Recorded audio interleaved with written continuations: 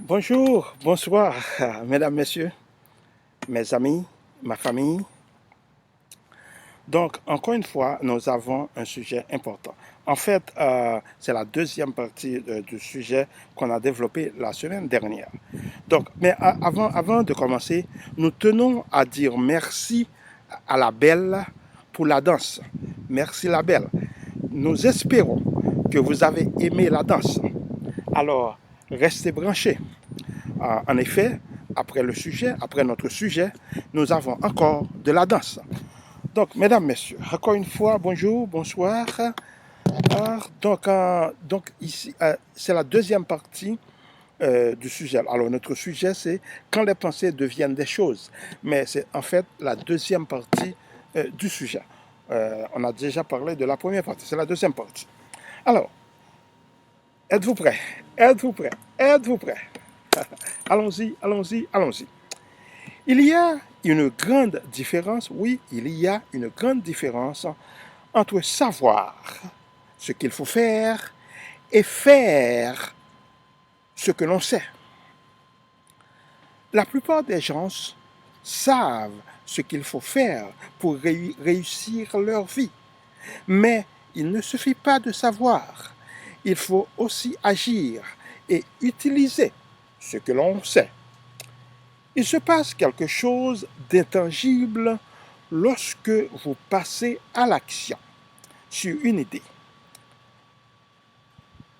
Vous déclenchez une série d'événements dont vous ne connaissez pas toujours toutes les conséquences. Comme lorsqu'on jette un caillou dans un étang, l'effet d'entraînement de l'eau se répercute sur l'ensemble de l'étang et déplace tout ce qui se trouve dans l'étang ou sur l'étang. Cela montre qu'une simple action peut avoir un impact important, même si l'on n'en est pas toujours conscient. D'un point de vue plus pratique et tangible, vous commencez à recevoir des informations en retour de vos actions et vous apprenez des choses que vous ne pouvez apprendre, vous ne pouvez pas apprendre qu'à la suite de vos actions. Ce sont des choses que vous ne pouvez tout simplement pas apprendre en écoutant les autres ou en lisant les livres, ou en lisant des livres. Considérez vos connaissances et vos idées comme un élastique.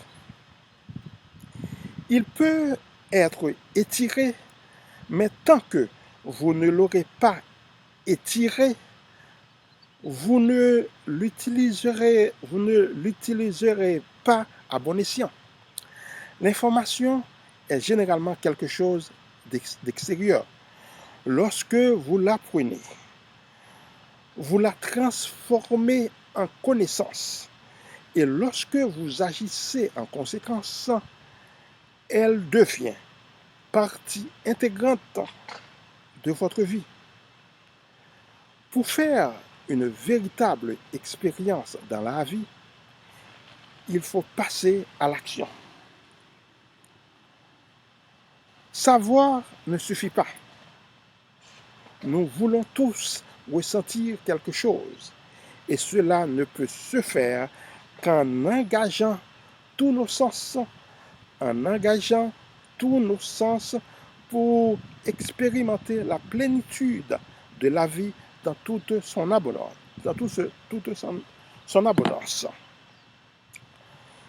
Il ne faut pas, mes amis, mesdames, messieurs, ma famille, il ne faut pas beaucoup d'idées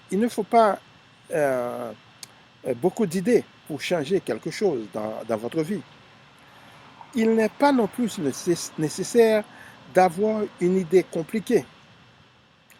Il faut des idées que vous pouvez utiliser et sur lesquelles vous pouvez agir pour obtenir ce que vous voulez vraiment. Il est rare que ce soit les informations ou les idées que vous vouliez vraiment, car elles ne sont presque jamais que le moyen d'arriver à une fin. Ce que vous voulez vraiment, ce sont des résultats. Et les résultats ne viendront qu'en utilisant ce que vous savez. Ne vous laissez pas prendre par le flot d'informations et de connaissances. Commencez à concentrer votre esprit sur l'action et sur l'application des idées au lieu de les accumuler. Mesdames, Messieurs, mes amis, ma famille, nourrissez-vous lentement d'informations et de connaissances, mais laissez vos actions être votre guide ultime. Après tout, ce n'est pas ce que vous dites que vous ferez, mais ce que vous faites réellement qui déterminera la qualité de votre vie. Encore une fois, après tout, ce n'est pas ce que vous dites que vous ferez, mais ce que vous faites réellement qui déterminera la qualité de votre vie. Donc voilà, mesdames, messieurs, c'est donc là, ça a été donc là la partie française de notre sujet pour aujourd'hui. Donc, la deuxième partie de notre sujet.